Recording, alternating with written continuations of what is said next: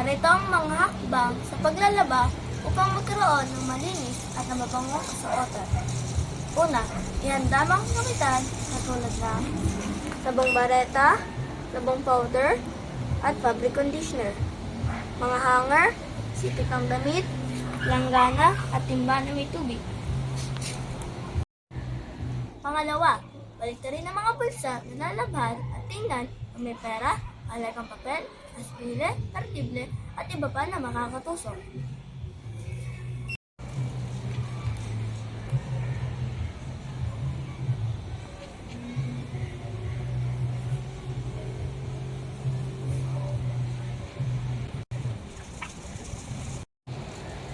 Pagbukod-bukodin ang mga labahin sa mga puti.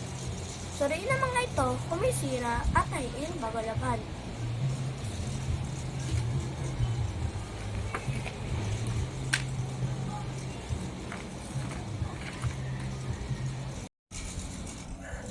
Pang-apat, isa-isayong tasain ang mga labahin.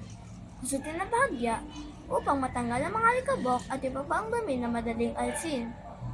Lagi unahin ang mga puti upang hindi maawaan ng mga dikulay.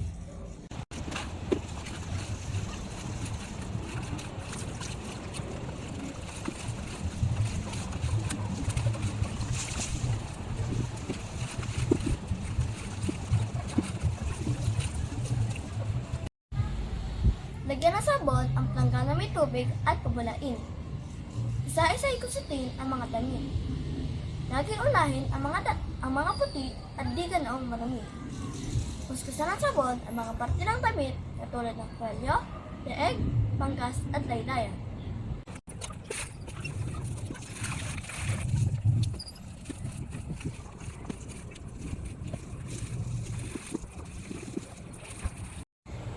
Ikula ang mga puti. Ilatag ang mga ito sa lugar na naaarawan.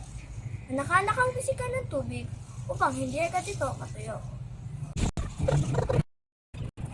Habang nagkukula, ipagpatuloy ang paglalaba sa mga digulay.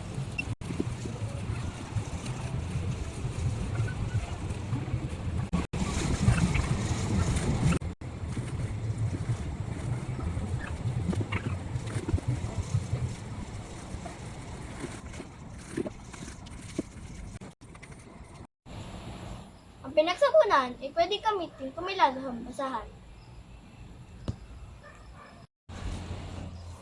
Samsamin ang mga ikinala matapos itong mainitan. Banlawan na makailang ulit hanggang sa matanggal ang bula at maging malinaw ang tubig.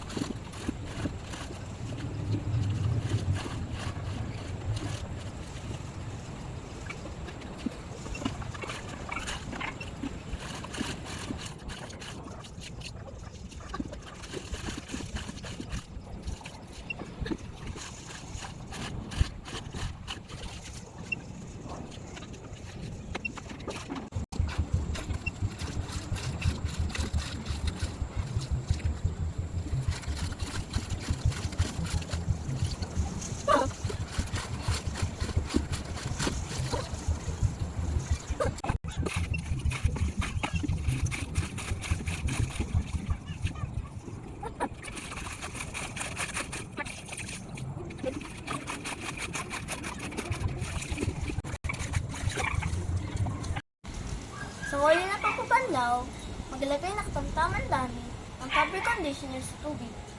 Baliktarin at bigay mabuti bago isampay.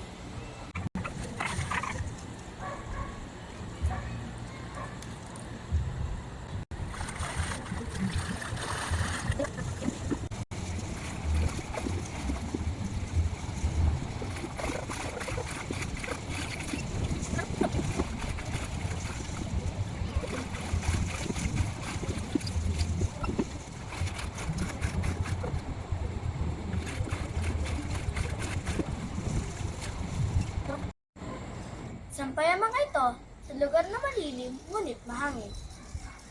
Iwasan magpatayo ng mga tikulin na damit sa sikit ng araw upang hindi ito mangupas.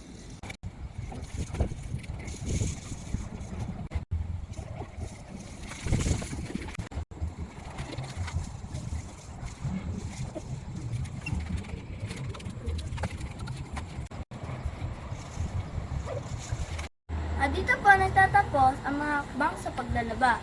Huwag po nating kalimutan na likumin ang mga ito pagtuyo na. Maraming salamat po.